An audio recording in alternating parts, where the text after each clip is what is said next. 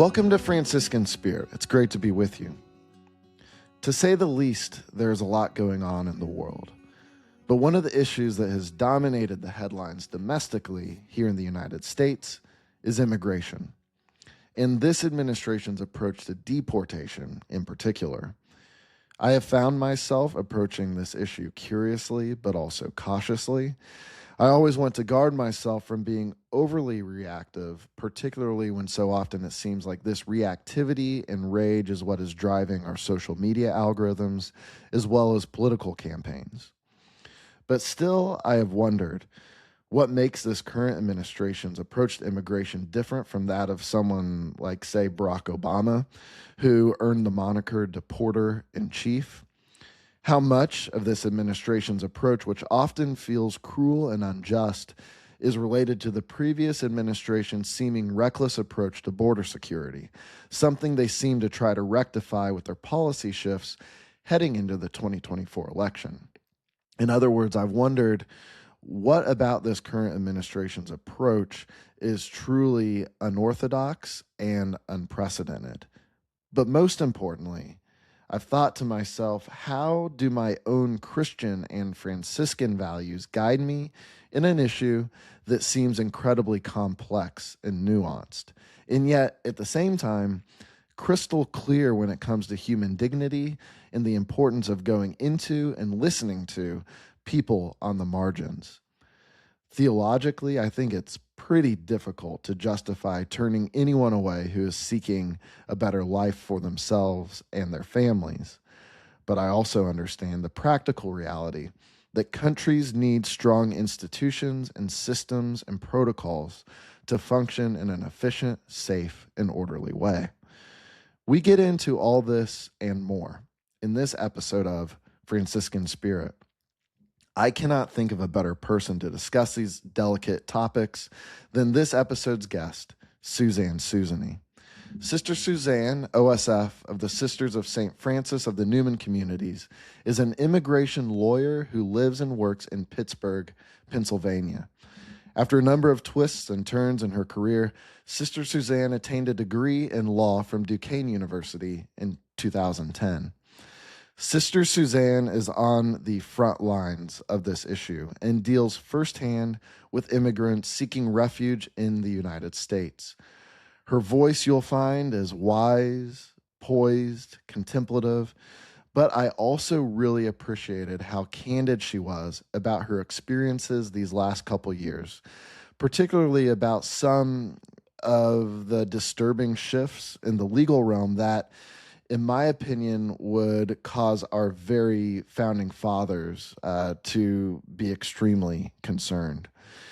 To our international listeners, and I know there are a lot of you, though this episode is United States-centric, I do hope it's insightful as you navigate your own political issues in your own countries and the importance of elevating the Franciscan spirit today as we process what is happening around us. This was recorded, I'll say, on February 10th, before everything that has broken out in the Middle East. Even more of a reason, I think, to publish this episode now. Today's politics is marked by very real consequential issues, but also distraction. I think we should keep very important issues in our public consciousness and not allow it to dissolve into the hectic news cycle. I have provided reflection segments throughout this episode, and again, these are opportunities to pause and sit and contemplate something a guest has said, or to go deeper into an important theme in the conversation. So, without further ado, here is Sister Suzanne Susany. Enjoy. Sister Suzanne, welcome to the podcast. Thank you, Stephen. I'm pleased to be here. Yeah, I really appreciate you taking the time. You're a very important voice in this realm of immigration. You're an immigration attorney, a Franciscan sister. Could we begin there? Can you tell listeners a little bit about your background in both in the religious space and then the law attorney space as well? Actually, I entered the community just wanting to be a teacher. And that's what I was for the first 10 years of my life. But after that, during that 10 years, I was sent to Puerto Rico. And in Puerto Rico, I really loved the island, the people. I started to learn Spanish, came back and worked again in high school, and was sent back to work in religious vocation work and formation. So I was down there. Well, I was in Puerto Rico a total of 17 years. And when I was done with that, I didn't want to lose my Spanish. So I worked in parishes in Lorain, Ohio, in Georgia, and also in Ashtabula, Ohio. And all of them had elements of the Hispanic community. I learned a lot about working in parish work in Lorain, Ohio, and I carried that with me. When I was moving from Ashtabula, my major superior, I had worked, when you work with an immigrant community and you're working with a community that doesn't know English well, you end up doing a lot of stuff. You go to school and translate for the parents, with the kids. You go to hospital and you go to court, municipal court. So my major superior said to me, well, you've been going to court. Why don't you study law? Now, I had never thought of that, but I was looking for where I was going to move next. I didn't want to work in the diocese because I wanted hands-on. I wanted to work with the people. So I applied. I applied to 3 law schools because I was still working at the time.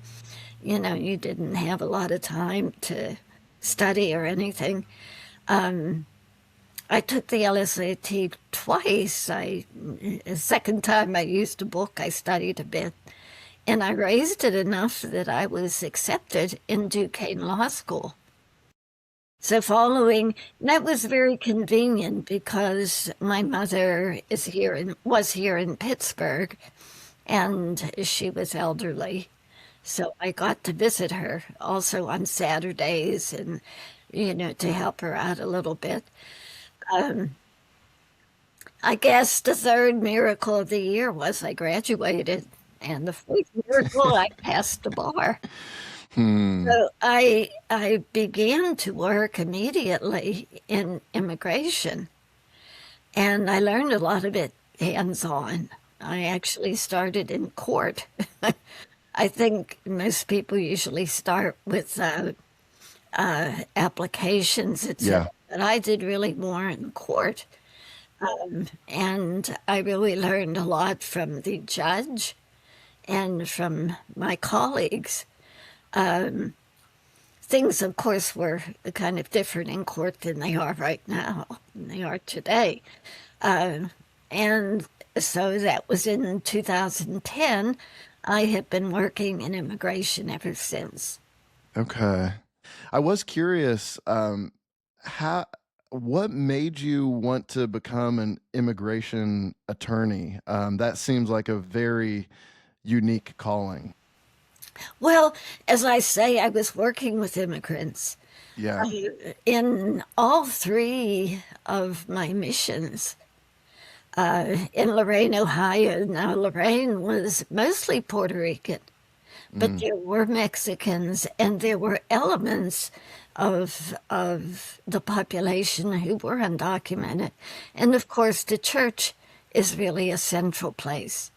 So they would come to Mass and to the liturgy, and especially Our Lady of Guadalupe. Yeah. So that was really the first one. Then I went to Georgia, and actually in the little town where I was working, I actually started the Hispanic community under the direction of the pastor. I lived in one town and I had to travel to the other town, really for my work. And we brought together the Hispanic community, which she was very happy with. So now I was only in Georgia 3 years. Okay. I moved to Ashtabula, and there was a number of undocumented Hispanic, and some were documented. And they really also came together to form a community. They mostly were Mexican and very hard workers, very hard workers. The sense of family, the sense of community, the work ethic, the love of their children. They were very, very positive things. We started the religious education for the children, the sacraments, preparation, the Mass in Spanish, which they really appreciated. Yeah. Yeah, you hit on it a little bit already, but as you spent time in these different communities, what jumped out to you about their stories, their journey? Was there anything that really kind of stirred your heart and uh, moved you into action, into doing what you're doing today? Yeah. Well, they have the same goals, they have the same ideals of all working class people, that they wanted to work. They were not afraid to do that. The gospel says the worker deserves his keep. They were not afraid of hard work that, most Anglos would not be able to do. They were picking different crops, vegetables. They worked a lot in construction. They worked in landscaping, and the Mexicans are green thumbs. They know how to work with the different plants. They have an eye for what would look good on your property. They were wonderful, and many of them worked in factories, and the labor. One of the women actually, they worked in pairs, but they worked with the car hoods, fenders and hoods, and two of them together lifting. Now, it was good pay, but you had these women very, very strong, and they really used the energy and the force of their bodies because they had kids to provide for. Yeah, I want to get into the nuances and complexities of immigration law and everything that's unfolding today in the United States. Yes. But could we begin first? I love your perspective as a Franciscan as well, and you wrote a wonderful article about this for St. Anthony Messenger in 2024, I believe. But what would it look like, in your opinion, for our immigration system to have a Franciscan heart? Well, as many of the bishops have already said, Franciscans, and Francis was really very Catholic, would recognize the dignity of each person, and the dignity because they were created by God in the image of God. And Francis respected that, even of great sinners, that the image of God is there, and he would respect authority. He would respect priests that were not perfect because they are made in the image of God and they are able to consecrate. He was very, very Catholic in that respect.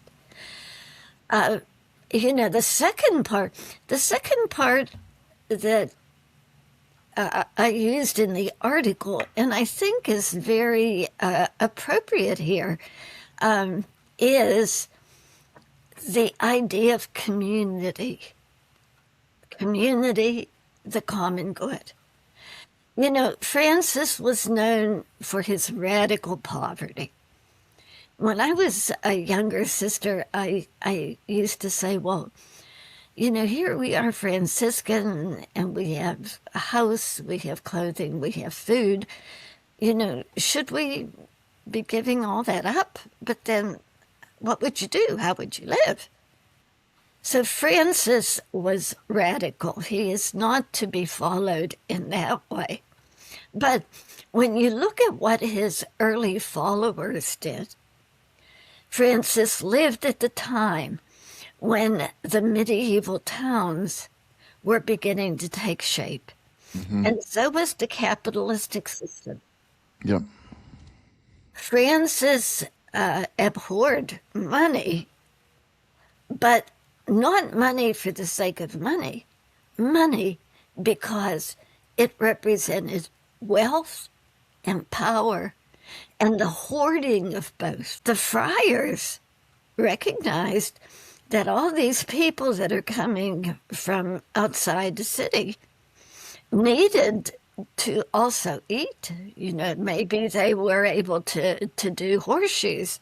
Maybe they were able to make leather goods. Maybe they were skilled at making different kinds of clothing. All the different things that you need in a city. And so the friars encouraged the use of money, but money as it would benefit the common good. In other words, you might be selling this article, but you should not charge extravagantly for this, not exorbitant prices. And the same with people who were farmers who were bringing in the food. That they should not charge exorbitant prices either. Why? Because we must work together for the common good. And you see that often in the Hispanic community. Yeah. Yeah, and that aspect of the common good, I appreciate you diving into this. I feel like that is so important in a capitalist society because it is so easy, either on a personal level or societal level, for capitalism to become ruthless. Whereas compassionate capitalism with the common good in mind, it can lead to empowerment. It can lead to lifting up the lowly. So do you have anything to add there? Some of the billionaires of today have done a lot in our world to alleviate health problems in the poorest of nations. They have foundations that really are providing. Now, see, you don't begrudge people that have money. They have earned it or they have gotten it, but is it being used? And, it doesn't mean billionaires need to give away all their money. They have children, they have hopes, they have legacies, but they also need to look toward those who are less fortunate. There are so many different ways that people can enjoy what they have and still work for the common good.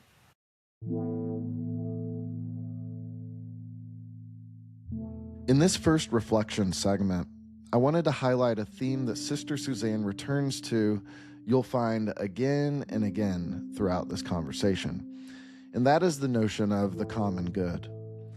According to Section 1906 in the Catechism of the Catholic Church, the common good is, quote, the sum total of social conditions which allow people, either as groups or as individuals, to reach their fulfillment more fully and more easily. As Father Pat McCloskey summarizes in an article that I've linked to in the show notes, the Catechism then lists 3 essential elements of the common good. The first, respect for the fundamental and inalienable rights of the human person. The second, social well-being and development of the group itself. And third, the stability and security of a just order. I think today it's easier than ever with the internet and now AI to isolate ourselves. It's easy to end up in an echo chamber, even unintentionally, when our own opinions are constantly being echoed back to us, reaffirming a sense of moral superiority. The common good breaks this open. It leads us outside of ourselves to consider those who are suffering and how we can create a more just, equal, and loving society and world. I'll conclude this reflection with this verse from 1 Corinthians 12:7. To each is given the manifestation of the Spirit for the common good. I'll read it one more time. To each is given the manifestation of the Spirit for the common good. In other words, this Spirit we've each been given, this inerrant union we have with God, with Christ, leads us, if we let the Spirit do its work, into deeper unity with one another, even those whom we are yet to become aware of this spiritual connectedness. Now back to the conversation.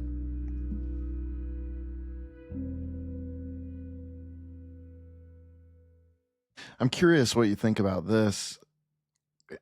And Francis comes to mind here as well. But when it comes to the common good, at least during this age we're living through right now, it seems like labeling can lead to a certain ignorance or blindness toward the common good. And we saw this in Francis's time, right? I mean, lepers banished from society, essentially, labeled. And Francis, of course, this was a long process for him, a kind of deepening of his conversion.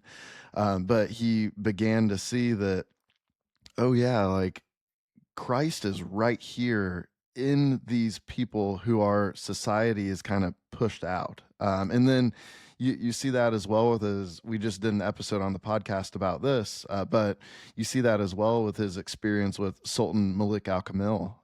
And people labeled by the church itself. I mean, I think we dove into this on the episode, but the papal bull was basically calling Christians to genocide of the Muslim people. And Francis, through experience, through being a peacemaker, and let's be honest, probably trying to evangelize on some level, but again, Francis's conversion deepened as he saw Christ in the other. So I bring all that up, one, to get any thoughts you have on that, but two, I think labeling today, social media, it's rampant on social media. It's so easy to label, demonize, caricature. Politics is fueled by this kind of labeling, good guys, bad guys, all dualistic. And I think moving toward the common good, just my perspective, but it requires really moving beyond this labeling and seeing that even for non-Christians listening, seeing beauty, truth, and goodness in the other, daring to see that this person has a story just like me. This person has a heart and a mind just like me. This person is loved by God just like me. So do you have anything to add there? Well, labeling has certainly been a part of the political discourse in the last few years. I mean, calling people garbage. You're calling people rapists and murderers and thugs and criminals, and without any evidence. You know, lawyers look for evidence. Why would you label somebody? And, it's the way the genocide over in Rwanda began. The Hutus and the Tutsis, the Hutus were disseminating information calling the Tutsis cucarachas. And, after that, every several months of that over the radio, people started to believe it. And that's really the danger. People believe the misinformation. Yeah. And Yeah. the labeling. And it's easy. And I've certainly done this in my life too. I mean, on a kind of subconscious level, it's easier to just believe the label than to do the hard work to see beauty, truth, and goodness where you may least expect it. And this applies too to if you're on the left, it applies to how you see people on the right. If you're on the right, it applies to how you see people on the left. So, like, I'm not just speaking from one camp here. I mean, this is the Franciscan trajectory to experience Christ in the other is that can mean something different depending on who is other to you. Well, the interesting thing is the more you come in contact, the more you come into community with the other, the less you see them as other. Yes, that's beautifully said. You begin to see them as a person before God. And, that is certainly a Franciscan calling. And that's why it is so important for us to teach our children, to come in contact with those who are on the margins, who now I'm in a safe way, and, maybe who are other, maybe who cannot speak our language, maybe who do not pray as we do, maybe those who do not look as we do. To experience the other is to come to see who they are. Beautiful. Yeah, I'd like to move toward your experiences as an immigration attorney. Can you share with me a story or two about people you've worked with and the impact that they have had on your own heart, your own mind? But then the purpose of sharing that story, I hope, is, I think it's exactly what you just said. It is to see these people on the margins, and to see them as they are. And yeah, can you share a story or two with us? Well, I've done a range of different things. I'm always happy to be able to work with someone who's getting citizenship. And they are so proud. They study so hard. It's like I had one guy who wanted so badly to get his citizenship. Now, he was illiterate in his own language, but he had to know how to write English, an English sentence. He took the English words and he filled up sheet after sheet after sheet. Honestly, he must have written over 1,000 sentences, so that hopefully, some of these words would come up in the sentence he had to write. And of course, it's a random sentence. It comes up from the computer. There's a list of like 200 words. And he finally did. He was like magnificently happy. I've also worked with both refugees and those seeking asylum. The main difference is refugees are vetted outside the United States. Asylees come in and they do their application and their defend their application inside the United States. I had one young lady. She was the daughter of the mistress of a guy who left his mistress to be with another family. So she did not have his name. She was not really legitimate. Her mother died when she was 10 years old. So her dad, of course, found out and took her and put her with his first wife. She was treated as the maid. And so she did all kind of stuff. And of course, she can't read and write. Well, she did fall in love. She was quite young. I believe she was around 17. She had a tiny little house. He worked in the fields, and he would come home at night. They got pregnant. They had a child. She was deliriously happy. Was really, really happy. Till one night he didn't come home. And 2 weeks later he did come home, but he came with his half-brother. And he was very much afraid. He was crying. He said, I didn't mean to do this. I didn't want to do this. So she didn't know exactly what he didn't want to do, but the next day he went away again. And he'd come back like every 2 weeks.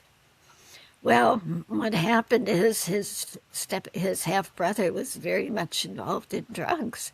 And of course, he ended up too.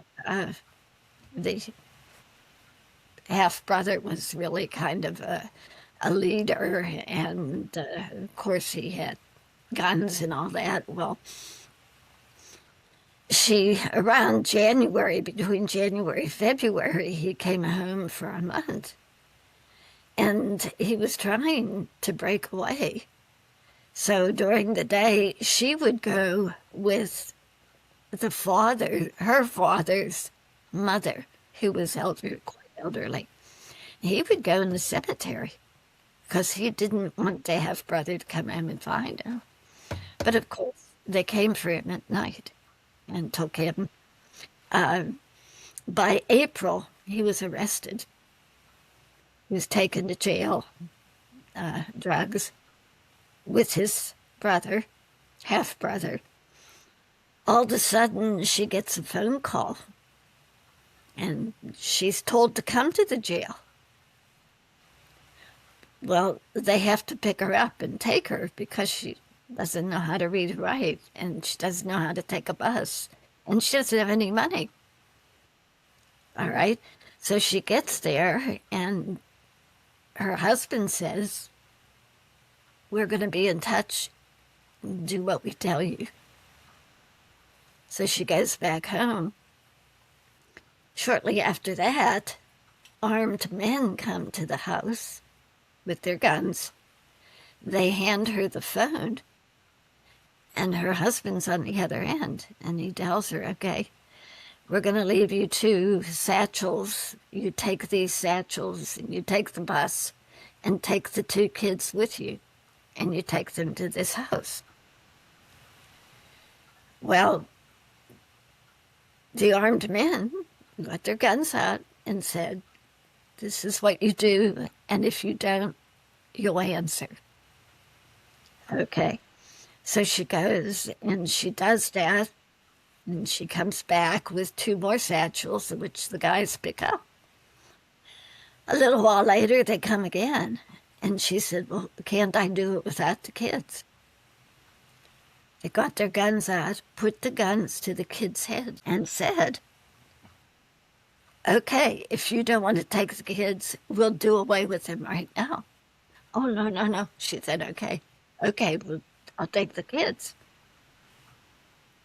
So she ended up, she never opened the satchel. She was told not to. But she figured this is not a good thing. This is not a good thing. So she did that a number of times because they threatened to kill her. They threatened to cut her tongue out. They threatened to kill the kids in front of her and cut them up in pieces. And they showed her on the phone a picture of a kid cut up in pieces.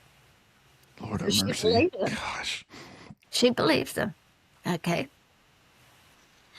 So finally, she goes to the house and she's putting cookies into the satchel to come back for the kids. The kids are like 2 and 4.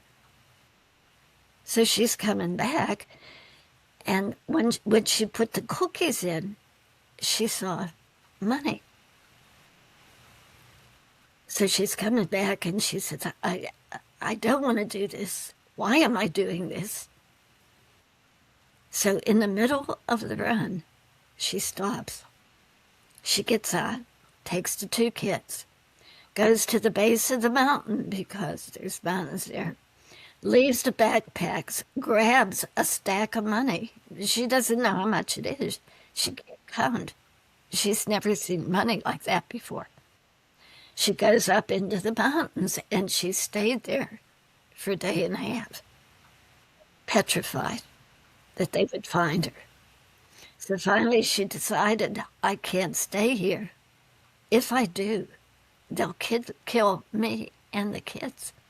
So she came up to the United States. Now, legally, I did a brief on that. And I found a case that was just perfect, that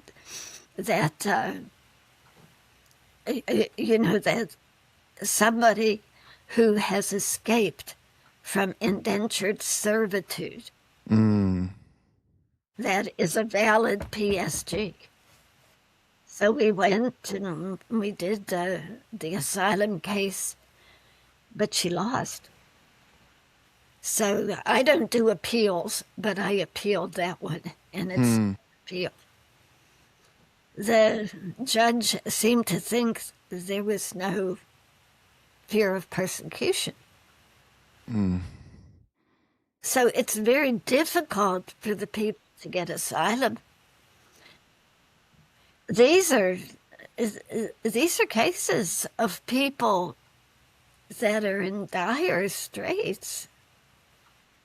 I mean, this is a mother thinking of her kids, little kids. Yeah, if that's not asylum, I don't know what is. Well, we'll see. Obviously, the threat would have been countrywide because obviously this was a network. And she was receiving orders directly from prison. So the government was not able to control this particular group. Yeah. Yeah, and that's such an important story, Sister Suzanne. Thank you for sharing it. That story flips everything on its head. Like you want people like that finding refuge in this country, no matter what the label of legal or illegal is. Well, I mean, that, yeah. She was legal. She entered the country and immediately asked for asylum. Okay, gotcha. That is what you are supposed to do. And she had fear of being persecuted should she be returned to her country. She was petrified.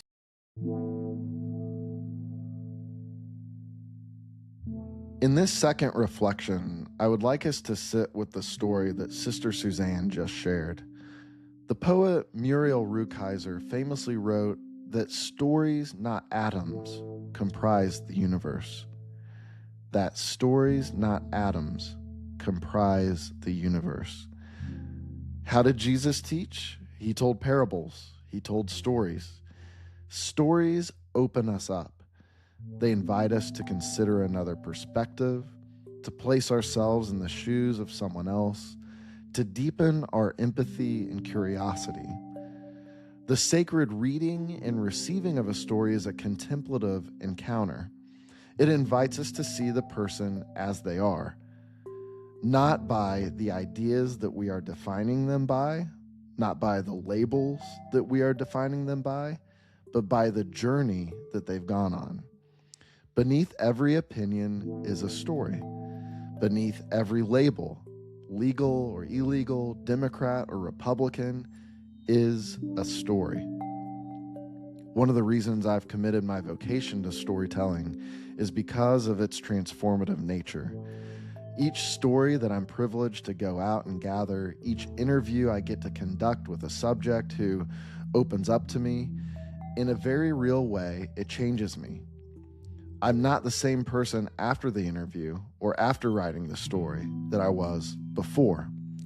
The creative process itself is its own spiritual invitation to go even deeper into the story that was shared. And then the hope, of course, is to tell that story in a way that might stir the heart of the reader, just as it has stirred my own.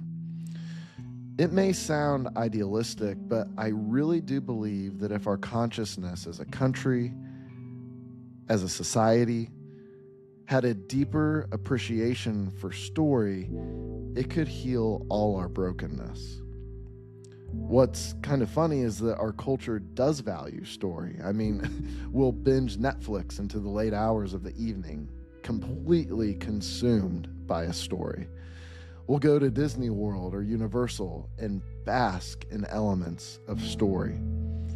And yet, in our political discourse, it seems that we have grown too accustomed to defining one another by our ideas without any curiosity for where those ideas might come from.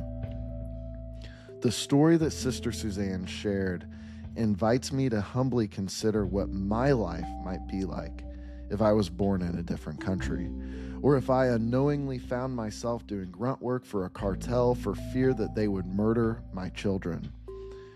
When she fled and miraculously escaped, her children were the same as mine are now, 2 and 4. Lord, help us all if she is sent back. Lord, help us all if we become so self-focused as a country, so America first, that our hearts stop breaking. Now back to the conversation.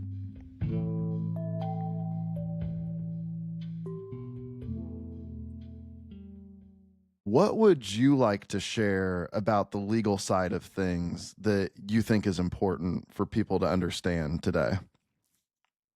Well, today, legally, working with immigration is very, very difficult. You know, first of all, now this is in Minnesota, which, prompted this particular podcast, but it's not only in Minnesota. It, of course, has been in New York, Chicago, in Los Angeles, and it's in other parts of the country. It's like you have people being taken. Some of them are offenders, but you need to look at the offenses.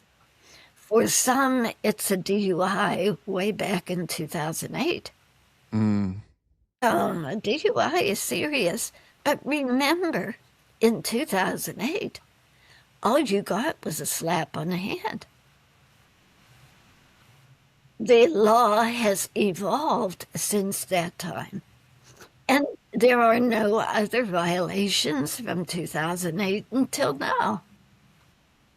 So this is like 15, almost 20 years. Yeah. So now you are imputing criminal behavior to this person who made a mistake, turned their life around, possibly is a very contributing member of the society, has children, is married, and now is being deported. And the same thing, with children. Even our criminal system, after 10 years, you can get stuff erased. You can get, after 10 years, they throw the DUIs out. Not for immigration. Immigration, every deletion, every violation that you have is on your record forever, even if you were a minor. Now, our system says, okay, minors, a lot of times, especially boys, neurons aren't connected. They really cannot be as responsible as an adult would be. So you cut them a break. Not in immigration. Not in immigration. So, there with Obama. Now, I worked under Obama, under Trump, under Biden, under Trump. With Obama, you knew what was going to happen with your client. You could advise your client. If your client had a national security threat or a major felony, you knew he was going to be jailed and then deported. And it's okay. And you say, well, actions have consequences. Okay? The second level down, if you have 2 or more substantial misdemeanors, okay, then you would be in danger. That would be the second priority. The third priority are people that are here less than 2 years and have some kind of criminal activity. Then they would be the third. People who had been here longer than 2 years, who have absolutely clean records, those people, they cut them a break. Sometimes they would let them go. Sometimes they were put in a court, but they could get bond, and they needed to resolve their case in some way so that they were able to stay in the United States, which makes sense. Okay, you clearly were able to tell people what was going to go on. Yep. With this present administration, the goal is a quota. It doesn't make any difference how long you were here. Doesn't make any difference what your record shows.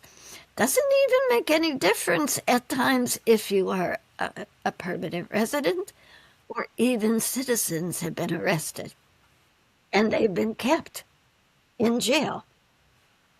Now, when they find out they're citizens, they let them go.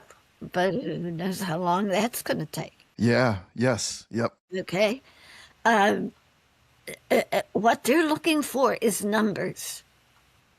We want numbers. It's interesting. Obama was considered the deporter in chief.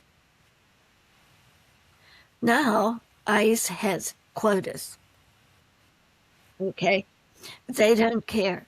And this is a problem because they are put in jail. The Attorney General has arbitrarily changed the statute under which everybody is adjudicated. People who have just come into the country are adjudicated under 235, and they cannot have bond. So they are newly arrived. Within 2 years, they are newly arrived. If they have no reason to be here, they can be deported without bond. If they've asked for asylum, then they need to adjudicate their asylum case while they're in prison. If you have been here longer than the 2 years, and especially if you have no danger of fleeing, so in other words, you have ties to the community, and if you have no danger of public safety, your record's clean, they can get bail. Bond, excuse me. The Attorney General says no longer can they be adjudicated under 236. Everybody's under 235. So nobody can get bail, bond. Is that legal? How can you just make a change like that? Well, actually, it has been contested in court. Okay. And the courts have found that that is not legal. But the Attorney General says they must continue. Judges must continue. The immigration judges. See, the immigration judges are under the Attorney General. Your federal judges are under what's called Article 3 of the Constitution. So she has no control over the federal judges. And what's happening with immigration judges, ones who do judge according to the Constitution, to the statute, they get fired. And they're putting in judge advocate from the military to be temporary judges. So the military attorneys are judging these cases. What qualifications do they have? The ramifications legally are horrendous. So you have these huge holding prisons. We have one in Pennsylvania, Moshannon. I just read an article in the paper. They are planning, or they want to use 2 warehouses in, I think it's northeastern Pennsylvania, that they want to convert warehouses. They want to convert to this kind of holding prison where they have 2,000 inmates. And it is for profit. Not owned by the government. These are for profit. So on the backs of the poor, people are getting rich. That's only one. That's only one area. In terms of asylum, it's almost impossible to get asylum now. So that has shifted as well. Yes, some of the case law that had provided for asylum, particularly in terms of domestic violence, in terms of family, that it's been negated. How do you... I know a lot of people are just so overwhelmed with everything happening right now, and you're in the thick of it, working with these people, seeing the changes in immigration law, changes happening overnight that arbitrarily. Yes. Arbitrarily. Yeah. How do you keep going? How do you keep doing what you're doing? I really have to say 2025 was the worst year for me in working with immigration law. Every week there would be a new, and nothing was good. It was always a disaster. It was always it was always a very punitive thing. You know, I have to say, I was reading an article, one of the bishops, who said, we are losing the soul of America in our 250th year. Mm. You know, to arbitrarily against immigrants, against refugees. Now these are the lepers of the day. In Minnesota, their excuse for going into Minnesota is because they think the Somali population are corrupt. So they have this Paris policy. So they go and they take refugees and they interrogate them again, revet them. If they do not let ICE come into the house, then ICE sends them a letter that they have to come and present themselves to for some kind of interview or something. Well, they have to go. And then they're arrested. One woman was breastfeeding. New baby, 5-month-old baby. And she was not only arrested, but she was sent to Texas for her vetting, for her interview. And they're asked the same questions that they had asked when they were vetted. Now, what is wrong with this picture? That you would take a nursing mother with a young child. What have we come to in our country? And would you say that horrific actions like that are all in some way or another kind of flowing from what you said earlier, that need to hit a certain quota? Or what else is in this? What else is in this cocktail of decision making that's leading to something so inhumane as that? Well, you know, there's a number of things. The quota is the arresting. Vetting refugees is something different. That's what I say. It's like every Monday there would be a new,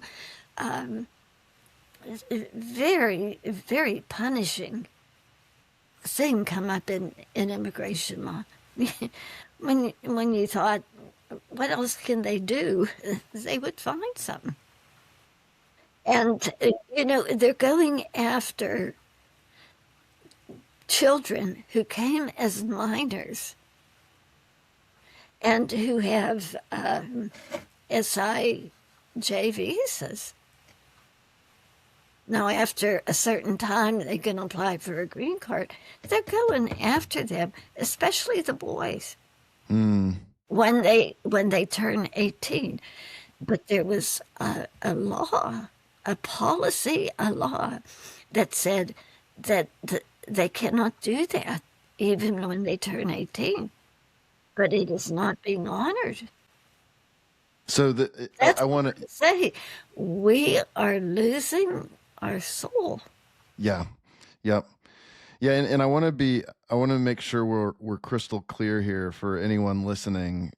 You hit on this with everything that you saw last year as an immigration attorney. You said it was the worst year ever for you, just what you're running up against day after day after day. You've never seen anything like this before, correct? No. This is unprecedented. Yeah. It is unprecedented, and it is not right. Morally, as a country, we cannot do this.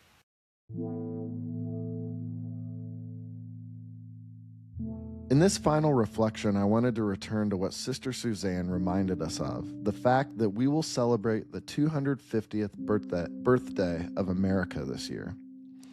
I love this country. I proudly celebrate the 4th of July every year. I proudly wear my United States Ryder Cup hat. I want to raise my children to have a deep gratitude for where they're from and the opportunities that they were afforded just by being born in this place. I want their love for their country to run so deep that they're willing to fight for it and stand up for ideas they believe will make the country better. The politicians in power who I didn't vote for, I hope they prove me wrong. I hope they succeed. This country's past is tattered and tragic, but so are most countries. History is really, really messy. I love that the ideals the founders established are so high, so seemingly unattainable, that we are always pushing forward, which sometimes requires pushing back and taking a stand. And I love living in a place where I can voice my opinion, where I can criticize the government, where vehement debate can occur. I love looking back on the last 60 years, not even one lifetime, and thinking about the progress that has been made, while at the same time my heart simultaneously aches that this kind of progress took that long. There's a great quote from the hit musical Hamilton, a musical that I believe is brilliant at capturing the American spirit present at its founding and is important to recover today. At one point, Hamilton says, quote, "America, you great unfinished symphony, you sent for me. You let me make a difference. A place where even orphan immigrants can leave their fingerprints and rise up." I've found that when I'm down about the state of affairs in this country that I love, I return to one of my favorite shows, The West Wing. I am that old person who now just watches reruns of West Wing and Seinfeld, it seems. And yes, West Wing is kind of idealistic. It probably doesn't come close to capturing the darkness and corruption in modern politics, but I personally love the idealism. It gives me hope. It reminds me of the goodness of people and the impact that good people can make. The show, written by Aaron Sorkin, is also prophetic. In the pilot of the show, there are hundreds of Cubans escaping across the Atlantic in search of freedom, while the governor of Florida wants to blockade the port of Miami. And at one point, Jed Bartlett, the president of the United States, played by Martin Sheen, is talking to his staff, and he says, quote, "With the clothes on their backs, they came through a storm. And those that didn't die want a better life. And they want it here." Talk about impressive. Now back to the conversation.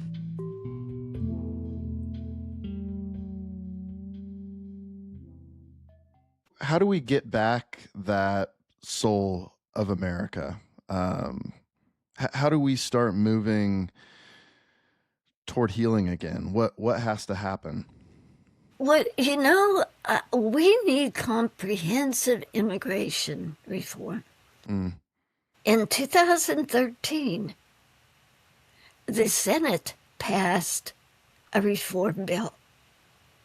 The House would not pick it up.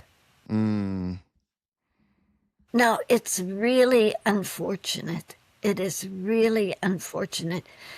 It gave tons of money for border security, billions. But it also gave people with certain requisites, people that had been here a number of years, people that had clean records, and it punished them in the sense that they would have to pay a certain amount of money. It was thousands, couple $1,000s. To be able to have a path to get a green card. And it would take something like 10, 13 years. Like, this was not something that, okay, tomorrow, okay, we'll give you a green card. for sale for so many thousands. No. This was over time. So, you even had time to make sure of the good moral character of people. Yeah. And I'm not talking about, I'm not talking about a misdemeanor, somebody, got drunk and got in a fight in a bar or something like that. And then they ended up paying for the damage. And I mean, that's stupidity. But it doesn't mean that you are now a bad person. Yeah, and you hit on this earlier too. But one of the seeming unprecedented things that's been unfolding under this current administration is the way ICE has been utilized to carry out some of this stuff. Can you dive into that a little bit? What is the history of ICE and how has it changed under this current administration? Well, ICE, I believe, it came into existence with the Patriot Act. Before 9/11, before 9/11, our border with Mexico was quite porous. I have one client who crossed the border at the Chihuahua. So, there's El Paso and Chihuahua. Both of those, are gates. Well, she came with her son and entered. There was nobody there. It was 1999. There was no one. They just entered through the gate, free. Now, after the Saudis came over with visas and learned how to fly airplanes into buildings, then the Patriot Act, said we better, spruce up our borders. We better seal them. Okay. So that's when the Department of Homeland Security began. Okay. Before that, I believe it was the INS, but what you had, the Homeland Security has three different branches.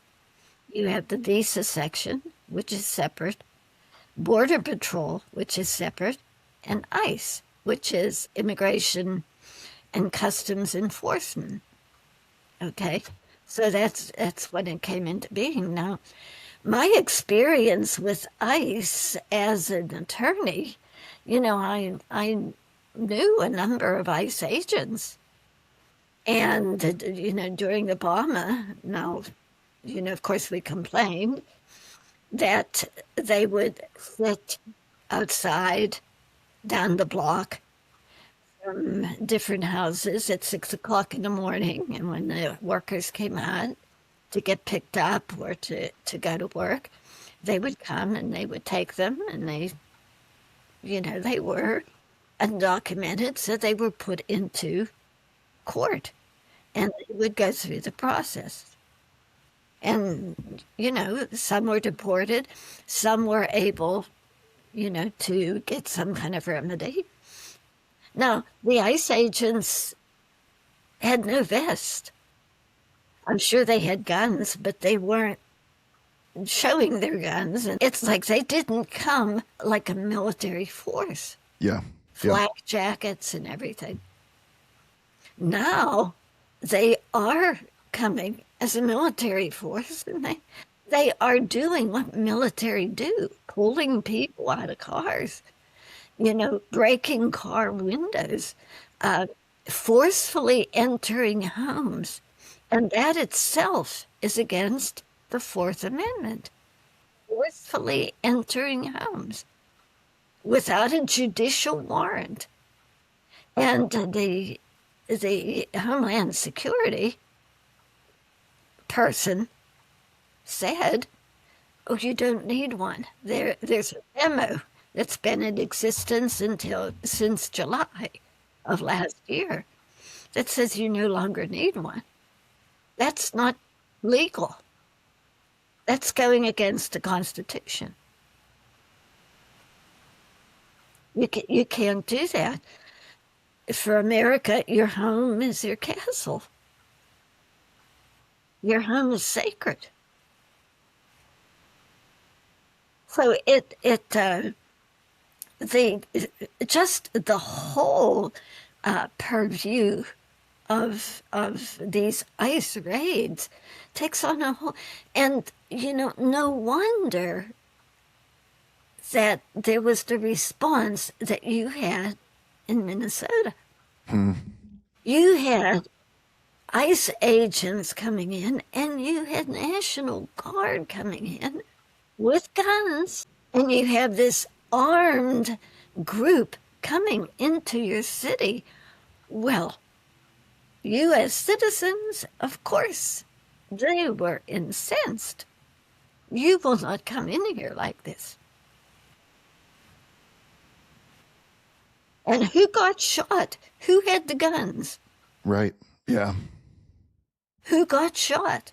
This was not protesters waving their guns at ICE. This was ICE waving its guns at U.S. citizens. Yep. Yeah. What do you? I've heard this argument from people who either back or justify these kind of actions. Say, for example, an ICE raid.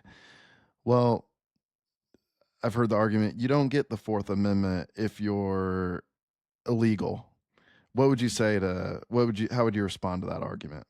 The Fourth Amendment, you certainly do. Yeah. Yep. In terms of your home. Now, it's very hard. It's very hard to use the Fourth Amendment to if ICE picks someone up in the street. You know, but to go into a home, you need a judicial warrant, and that's the law. Yeah, and can you? That's the law. Yeah, and respond to this argument as well. I'll try to steelman this a little bit, but the person who says, yes, these deportations, the broken immigration system, everything, the militant means of ICE, this has all become messy. However, that's going to happen inevitably because of everyone who came across the border under the previous administration. What would your response be to that argument? Well, there may be a huge number who have come across the border, but they're people, and they're fleeing. And you look at what they have. They're not bringing Amani suitcases and coming in flying and asking for upscale housing, as some refugees from South Africa are. Now, they might not be able to stay, but we cannot become a country that, a country that loses our moral value, our moral sense. Obama deported thousands. That's what you do. There is certainly a refugee crisis in our world. There are people really fleeing persecution in many parts. We cannot take care of them all, this is true. But we can treat people with dignity. Yeah, what would you there there are some Catholics, big time decision makers in this administration. JD Vance, I'm not sure if Mike Johnson's Catholic, but he's a strong Christian, he says. Marco Rubio, I mean, and the bishops have come out with a letter. Like a lot of religious have come out taking a stand here. What would your message be to this current administration as an immigration attorney and a Franciscan sister about how you have seen this radically change under this administration? Well, I think Marco Rubio, at least, is an attorney. I'm not sure if Vance is, but I would say, some of the efforts of the administration are not legal. And that needs to be attended to because it's a slippery slope. And once we go into the illegality, it is going to, we will lose our soul. Mm-hmm. We will lose our soul. Hmm. America had been established on certain values: freedom, the right to do the right thing, liberty, the work ethic. When you look at the woodsmen that traveled across the United States and tried to make it a land that would produce and a land that would bring fruit and allow them to live. It was a land where people came together in community and cared for each other. This is not what you see. And so much of the legality of this administration. Where is the common good? Does getting rid of all immigrants make the United States better? I could go into the economy. There have been studies that were done. Actually, look at some of the cities. Littleton in Pennsylvania, where there was an immigrant community, the small businesses, a town, a tiny town that was certainly, not active, you might say dying, all of a sudden rejuvenated. They say the same thing of, there's this town right outside of Pittsburgh, Menneson, or that area, with the Haitians who came in.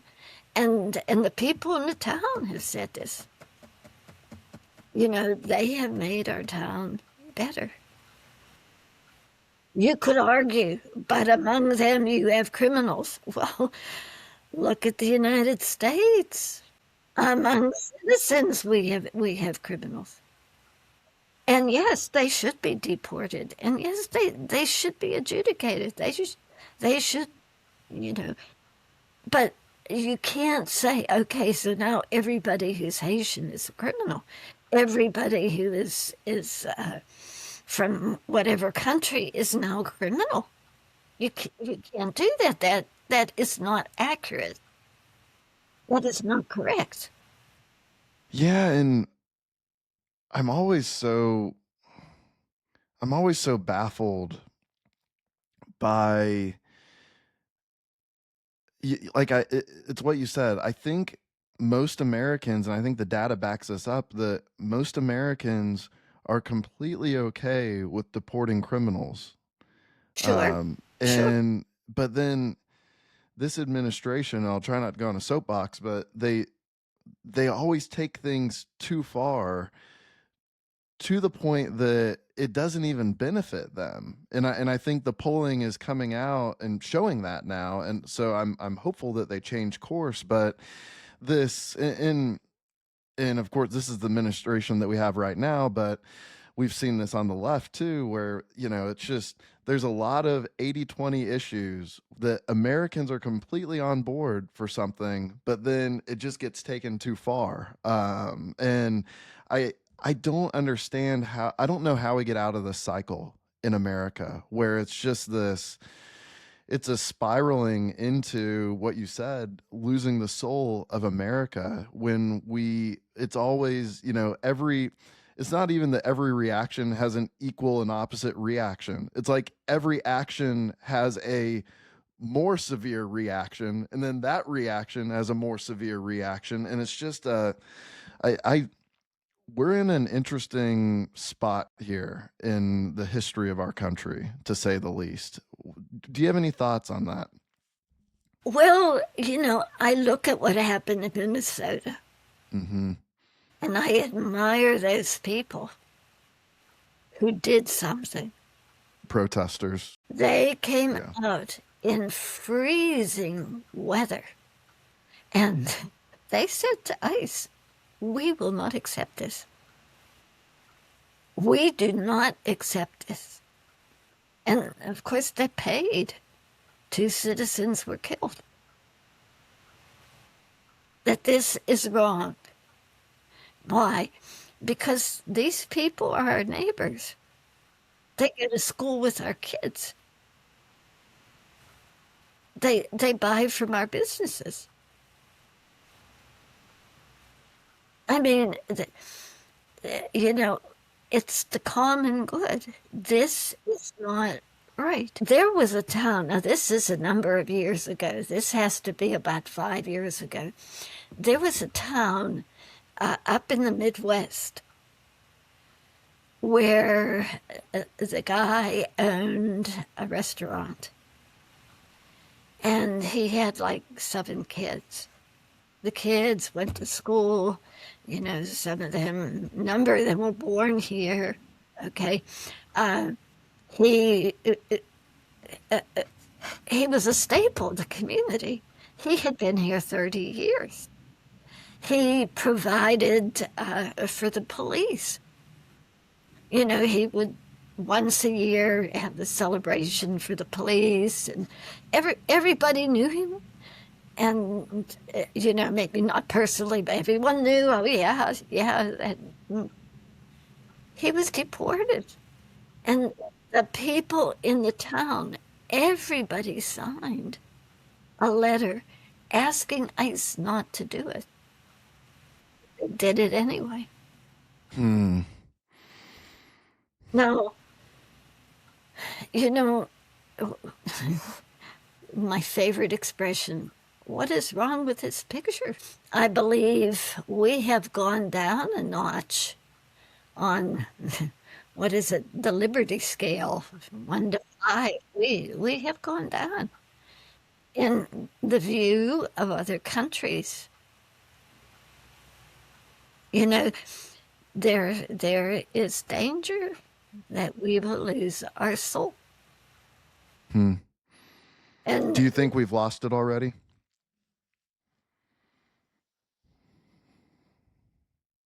I think when I see people in Minnesota braving the freezing weather, I think that there is a lot of spirit, and the founding values are not gone. They're particularly Midwestern. That helping, having a neighbor, helping your neighbor. There may be areas where we are. I unfortunately suspect this administration has lost the value. Well, Sister Suzanne, we have covered a lot of ground here. What did we miss? Do you have anything else to add?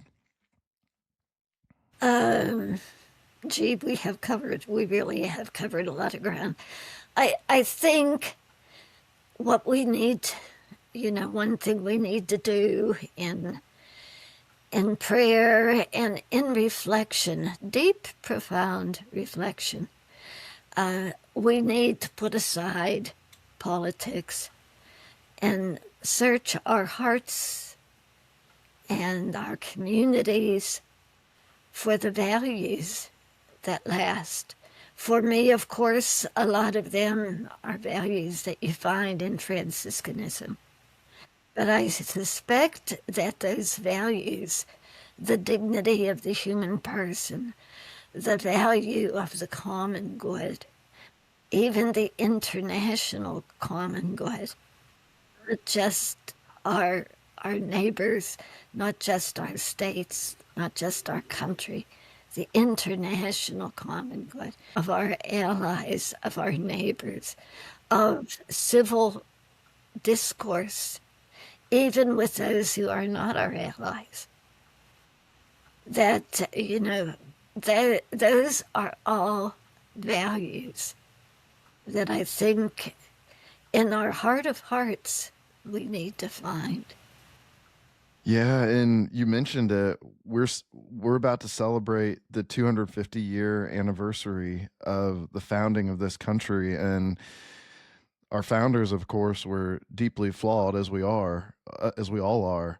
However, they were absolutely brilliant in articulating values and ideals that we should strive for. And I would invite anyone listening and myself as well to really think and contemplate those values this year, and to ask the hard questions like how have we lost those? Are we maybe drifting away from them? And how beautiful would it be in a year that we celebrate the 250-year birthday of America that we bring these values to the surface again in discourse and policy and law and education? I mean, do you have anything to add there? Well, I think what you said is true about the brilliance of our founding fathers and the documents that they wrote. But we need to remember there was a lot of conflict there. But they were able to resolve it, and everyone had to give. And they were able to do that, and the only reason they did that, for the common good. Yeah. For Beautiful. our country, because this is more important than my own opinion or my own presentation. And we need to learn how to give. Yeah, and they put their lives on the line for the common good. We forget and they about did that. It together, everybody. They did it wasn't together. Like, well, I don't like this part, so I'm not going to sign. Yep. And they did it knowing that they may not ever see the fruits of what they were envisioning. Well, yeah. I mean, That's dangerous. Yeah, but talk about the common good. I mean, they saw that. They saw that knowing and were willing to die for it. I just think it's so important to remember this year. I wanted to conclude with your closing paragraph in your 2024 St. Anthony Messenger article. It really ties things together nicely. And you write, immigration law is complex, as is our immigration situation today. There's no easy remedy that will resolve our immigration system, as there's no easy solution for the complex causes of migration. But there is need for a Franciscan stance that can mitigate the harshness of our country's immigration laws. It is my hope that the Franciscan tradition helps shine light on the path forward for work in immigration. a calling that is deeply tied to our identity and vocation as Franciscans today. You wrote that almost 2 years ago. So I guess my final question is, when we think about this path that hopefully our founding values that we've been talking about and the Franciscan vision helps to light up in front of us, what's the next step here for listeners? What is the path forward right now in this current state that we're in as a country? I think in terms of immigration, we need to do a complete reform. We need to look at that, and it needs to be a reform that is not punitive. We need to do a reform that will look for the best interest of our country. And the best interest, of course, include the common good. What will make our country better? What will make it more alive? What will bring the spirit back? What will we need to rejuvenate here after 250 years? The comprehensive immigration reform. And you cannot just do it on a political divide. It's got to be a give and take. It's got to be the kind of politics that our founding fathers were willing to engage in. And the kind that really, after World War II, our senators, our representatives, with civil discourse, this is the kind of thing that we need. Well, I know you're very busy, Sister Suzanne, and I really appreciate you taking the time to share your expertise, your stories, your theology. This has been a really inspiring conversation, so thank you. Thank you. Thank you very much.